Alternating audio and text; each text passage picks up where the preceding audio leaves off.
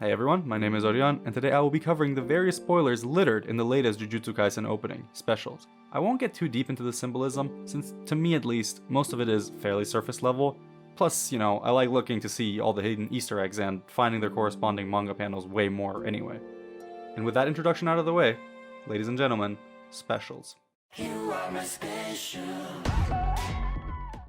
Yuji turns to face the camera as the sorcerers raise their flags, a declaration of war against Geto and the curses. We catch a glimpse of everyone taking part in this war as the camera pans around them, before Gojo and Geto take center stage.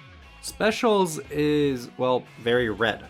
This is deliberate and very fitting. It symbolizes danger and the destruction soon to follow, and the red motif is also in stark contrast to the previous OP, where our blue is.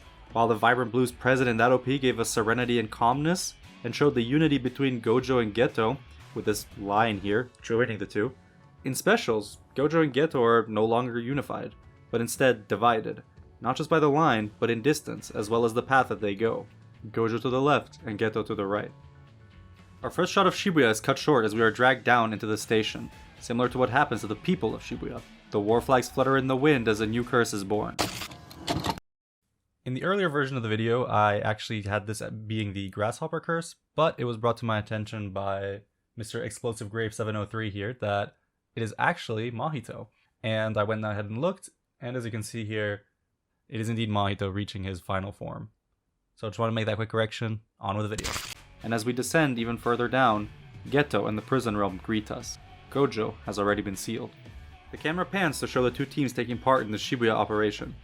Naobito, Maki, Nobara, Nita, Ichiji, Nanami, Ino, and Megumi on one team, Kusakabe, Meme, Wiwi, Inumaki, Panda, and Yuji the other. Gojo enters Shibuya, but this time mirroring these shots from hidden inventory, rather than being a one-to-one with this manga panel. Mahito is then seen transfiguring a train full of passengers in preparation for his debut fight against Gojo. This is the closest manga panel, since it's the only one shown. We quickly move past the train to see Geto and the curses, ahead of Mahito as they prepare for phase 1 of their plan. Sukuna's fingers unravel and Jogo prepares to feed them to Itadori, who, in the very next shot, is seen in emotional turmoil over the mountain of corpses following Sukuna's rampage. This is very clever editing, showing the fingers and then the aftermath to sneak in the fact that Sukuna takes over Yuji's body right after is very, very sneaky. A candle dimly shines upon a wall engraved with drawings of the curses, symbolizing their permanence throughout the ages. Todo makes his appearance as he kisses his necklace and prays for the lost souls that Mahito has transfigured. Mekamaru triumphantly roars after destroying Mahito's domain, but the victory is short-lived as Miwa weeps over his death the very next shot. Sukuna's domain opens wide as his takeover of Itadori is now complete, fire enveloping him, foreshadowing the secret properties of his curse technique. And as if to put out the fire, Dagon unleashes a torrent of water. The consumed human remains can be seen as the attack makes its way towards Maki, Naobito, and Nanami. Todo and Yuji team up against Mahito and we get our first glimpse of Black Flash, one of many to follow in this fight, and the anger and hatred Yuji feels toward Mahito is on full display. Next we see Jogo powering up, likely in response to the taunts levied at him from the King of Curses.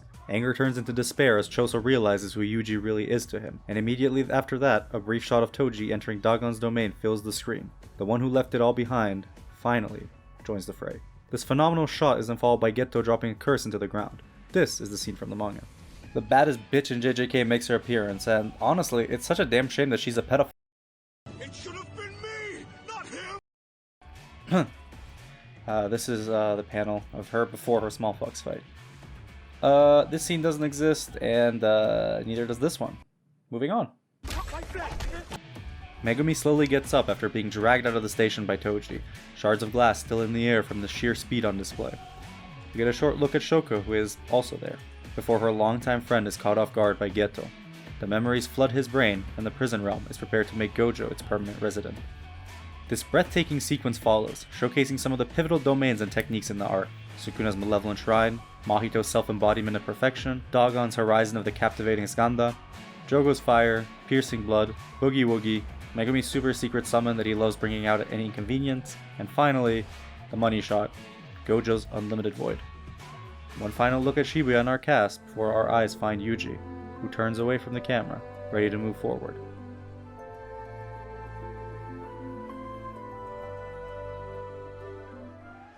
And that's all the Easter eggs and spoilers I could find in the OP. Mappa really tried to be David Production with this. I mean, this was JoJo tier level of just showing things that'll blatantly happen, but most anime onlys just will have no idea what's going on.